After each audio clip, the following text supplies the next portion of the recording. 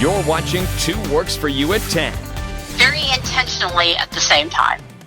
October 1st will mark an important turning point for identification in Oklahoma. We'll learn all the details of Real ID, plus be able to use our phone to show our physical driver's license. 2 Works for You's Chris Maria shows us the developers paving the way for this new ID technology, only on 2. If we had a way to prove who you... Chris Maria, 2 Works for You. Today, several law enforcement agencies responded to a bomb threat in downtown Sallisaw. Authorities say it happened at the Cherokee Nation Tag Office. Sequoia County Sheriff Larry Lane said one of his deputies actually helped evacuate that building. The Oklahoma Highway Patrol tells 2 Works for You that they didn't find any explosives.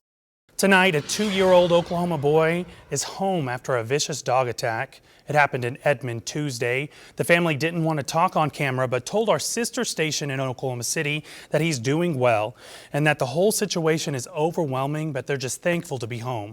When I got there to him, I mean, you could tell that he was fighting, and that just makes my heart happy knowing that he's going to be okay.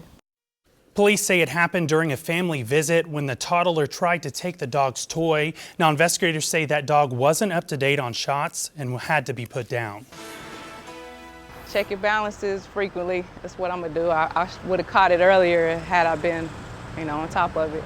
Several shocked in Green Country tonight after Tinker Federal Credit Union tells us a scammer targeted one of their Tulsa branches. They say they found a card skimmer on an ATM and it affected around 200 to 300 of their members. They tell us they quickly contacted them this morning, gave them a new card, and will replace all the funds that were removed from their accounts. The company believes somebody stole those card numbers to people in Las Vegas and New Mexico. They say they are working with local authorities in those cities and in Tulsa to catch those criminals. Startling news for parents with infants, as NBC's Kristen Dahlgren shows us. A new investigation finds an alarming number of daycares across the U.S. are still using recalled sleepers linked to dozens of deaths. Adam Garber was shocked when he learned his son's daycare was still using. Parents are going to give their kids access to their credit card. They need to make sure they're using it as a learning tool, as a teaching tool, to teach them to be responsible with money. Listen to this, credit cards for young children. A new study found about 17% from ages 8 to 14 actually have one. Now, some families see plastic as a better option than cash for tracking purchases, and experts say it can also set kids up for a better financial future if used in the right way. Your kids are an authorized user on your account. That creates a credit profile for them, which can be a good thing if they don't damage that credit profile. She also says once a child has that credit profile, you'll need to monitor it just like you would your own. Well, tonight, a Tulsa firefighter thanking his fire family after raising money for his son's companion dog. Robert Page's 6-year-old son, Brian, has a disorder that affects his joints. So he decided to get a therapy dog named Thor. Look at that face, it's so cute. And they're going to put Thor through training. He'll be able to lift Brian's head up when it leans and alert someone if he's having trouble breathing. Without them, I don't know what we do. From wheelchairs to we have the Make-A-Wish trip to the dog. They're always bending over backwards to help us. Thor will be by Brian's side at home and at school. It's been overwhelming, the community response here. New at 10, Ironman officials announcing the final 2020 Tulsa Triathlon course.